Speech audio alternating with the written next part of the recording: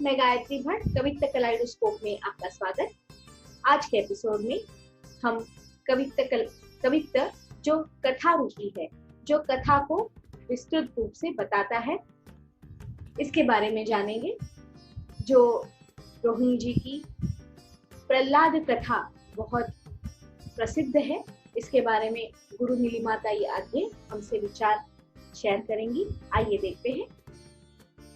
हमारा विषय काफी गहरा है, तो मैं जानना चाहूंगी कि ऐसे इसी विषय को आगे लेते हुए कि ये जो मनोवस्था उस कविता में दिखाई दे रही है, तो ये रस निष्पत्ति का ही मतलब के और जाने वाला है।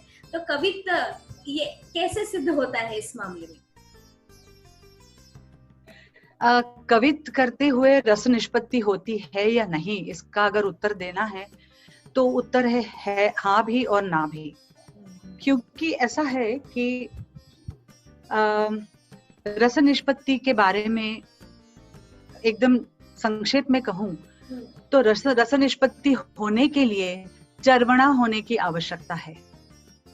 चर्वणा होना के बारे में थोड़ा सा हमें बताइए, ये वर्ड शायद किसी को जानकारी नहीं।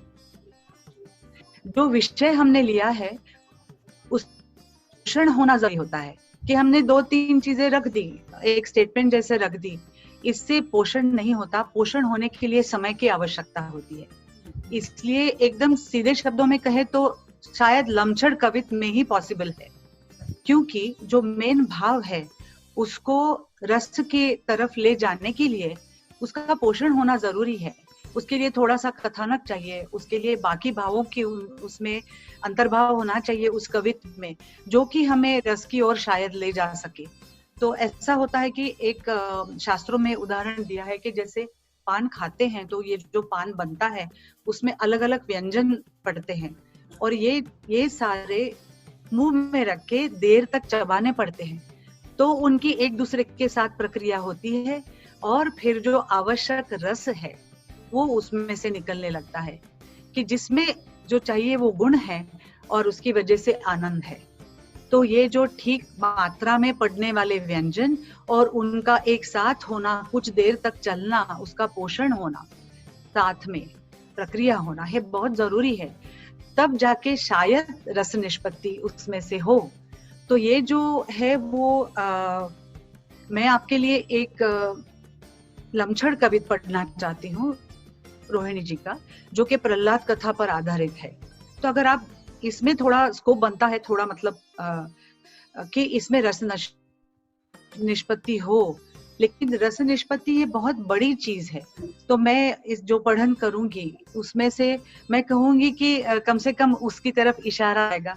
रस निष्पत्ति परफॉर्म करते हुए हो सकती है, लेकिन मेरा कहना ये है कि कभी कभी ऐसा होता है कि बहुत सारे लोग बहुत आसानी से कह जाते हैं कि ये रस दिखाया, वो रस दिखाया, या मुद्राएं बनाते हैं कि बीभत्स या करुण या श्रृंगार, लेकिन ऐसी मुद्राएं बनाने से रस नहीं बनता। ये वो सिर्फ रिप्रेजेंटेटिव हो सकती है कि बीभत्स रस क्या है और उस तरफ ले जाने वाला या उस अवस्था में शायद चेहरा ऐसे दिखता हो, शायद लेकिन वो शब्द वो बताते होंगे, शब्द साहित्य के शब्द शायद वो बीभत्स रस के तरफ ले जाते होंगे, लेकिन रस मतलब ये सही है कि एक नामाभिधान तो होना पड़ता है कि ये भाव है जो इस रस की तरफ ले जाता है, तो नाम तो देना पड़ता है उसको, लेकिन आप एक झलकी में रस नहीं दिखा सकते, वो केवल उसका नाम लेना है बस। तो इसके लिए ये समय, ये चर्वणा बहुत आवश्यक है।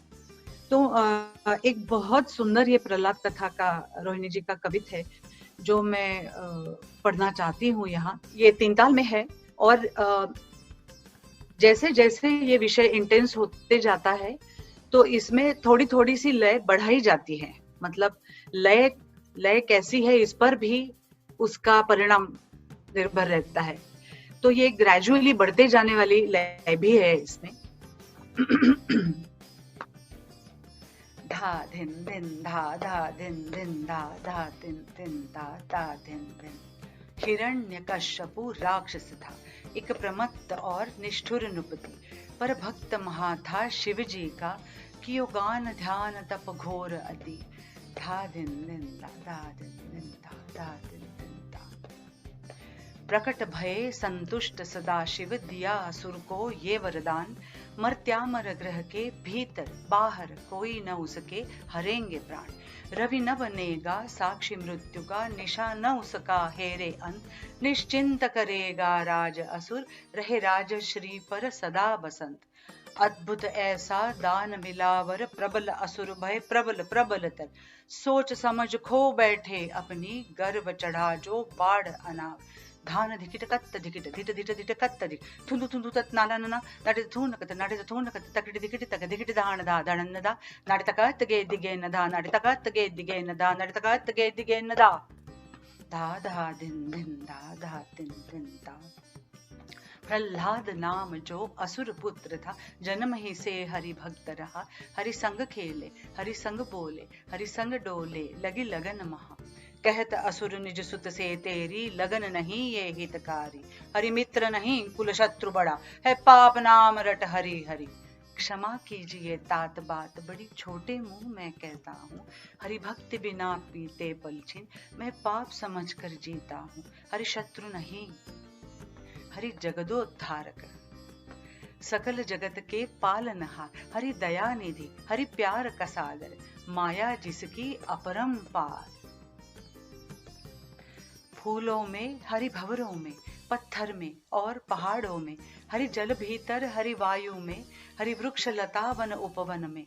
अल्पमति में बालक और शिव भक्त आप हैं ज्ञानी महान, क्या हरि क्या हर तत्व एक है, एक ही एक में द्वैत कहाँ। क्रोध विवश हो असुरपति, बोले इस विद्रोही सुत को, कोई पिलवावो विष गिराओ गिर से, मिटने दो कुल कलंक को। धाई रानी सुनी दैत्य बानी, पति चरण शरण ले रो रो कर, कहे क्षमा करो इस बालक को, संकल्प छोड़ दो ये भयंकर। पर क्रोध का भूत सवारी था, प्रहलाद को गिर से गिरा दिया, और अट्टहास कर ठहरे जो, हरि ने उसको उर लगा लिया। स्तिमित असुर पर द्वेष मिटा नहीं, प्रयास सब निष्फल ठहरा। फिर प्रश्न किया अपने सुत से, कहो किधर हरि रहता तेरा। ये प्रश्न तात है निरर्थ, कारण हरि नहीं ऐसी जगह नहीं, कोई वस्तु नहीं या वास्तु नहीं, हरि नहीं तो सृष्टि नहीं है। हरि तेरा इस वास्तु में, इस दीवार में, इस खंबे में, ले लत्ता प्रहार से तेरे इस देव की पूजा बांधू में। खम्भ दुभंग हुआ कि हुए शतखंड धरती के एक पल में, शत विद्युत पात हुए कि गिरा सब जगत प्रलयंकर पानी में। उद्ध्वस्त खम्भ से प्रकट हुए शतकोटि सूर्य प्रभु नरसिंह, कर बुभुक्कार गर्जना घोर, क्रोध उठाए लिए असुर देह। फिर तीक्ष्ण नखों से उदर विदारण, असुर रुधिर से भूमि सिंचन। दुर्घटना ये देख विकल मन, प्रहलाद खड़ा अति खिन्न वदन। बोले प्रभु प्रहलाद भक्त वर, मत सोचो कि ये हत्या है, ये मृत्यु नहीं, भव मुक्ति है जो तेरे तात आज को पाए हैं। अमर सृष्टि करे पुष्प वृष्टि, मन फूले नहीं समाये हैं। सब नर नारी सब हर्षित बोले, प्रहलाद हरि को भाए हैं, प्रहलाद हरि को भाए हैं, प्रहलाद हरि को पाए हैं।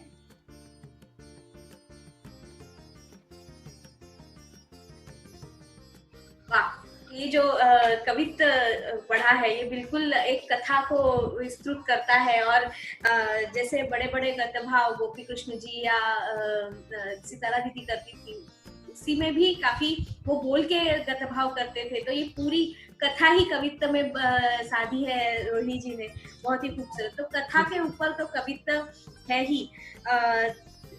जैसे कि ये कथा के ऊपर कवित्त है, तो नायिका भेद पे, नायक भेद पे भी कवित्त ऐसे कुछ बनाए हैं या आप जानते हैं, रोहिणी ताई ने कुछ बनाए होंगे तो जरूर हमसे साझा कीजिए। हाँ जी, मैं एक अभिसारिका नायिका पर आधारित कविता आपको गुरु रोहिणी जी का सुनाती हूँ। और उसके बाकी जो विशेष है, एक तो ये मिश्र जाति में है या फिर रूपक में, ताल रूपक में की जाती है। और इसमें पखावज के बोल का तो उपयोग नहीं है, लेकिन उनकी शब्द रचना इस प्रकार की है, उसकी नादात्मकता ऐसी है कि इसमें जो वातावरण का वर्णन है उसे बहुत सहायता मिलती है, वो खिल कर आता है। और ये कृष्णाभिसारिक का है। तो ये जो नायिका है वो अंधेरे में छुपते छुपाते निकली है अपने प्रिय से मिलने, लेकिन वो अपनी धुन में ही है, तो उसे ये पता ही नहीं चल रहा है कि वो नूपुर निकालना भूल गई। नूपुर पहने हुए चली है तो सारे लोग देख सुन रहे हैं उसको। तो इस तरह का वर्णन है इसमें मेघों का, रजनी रात का, पवन का, सब चीजों का वर्णन है और उसे उपमा भी दी गई है और नादात्मक वर्णन भी है। सो मेघ गर्जन घन घन जो, भेरी सिंह अरु बजत ढोल, भेरी सिंह अरु बजत ढोल, फार दीनो गगन पट अस चमक चपला गति विभोर, चमक चपला गति विभोर, घोर घन तम ग्रसत रजनी, सन सन चले पवन शोर, सन सन चले पवन शोर, निकसि कामिनी मन लुभावनी, खोए शुद्ध चित पिय की ओर, खोए शुद्ध चित पिय की ओर, कछु जाने ना सब देखत सुनत ही, नूपुर खन खन करत शोर, नूपुर खन खन करत शोर, नूपुर खन खन करत शोर।